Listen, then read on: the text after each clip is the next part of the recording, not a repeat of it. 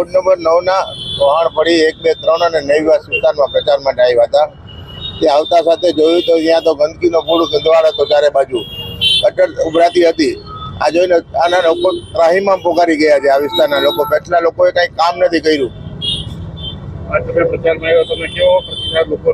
બહોળો પ્રતિસાદ મળ્યો છે, કારણ કે પાછલા 5 વર્ષમાં કોઈ કોર્પોરેટર આ વિસ્તારમાં આવ્યા નથી ને આ વિસ્તારનું કોઈ કામ જ નથી કર્યું. માટે લોકો ઉમકાભેર એમને સ્વીકારે છે.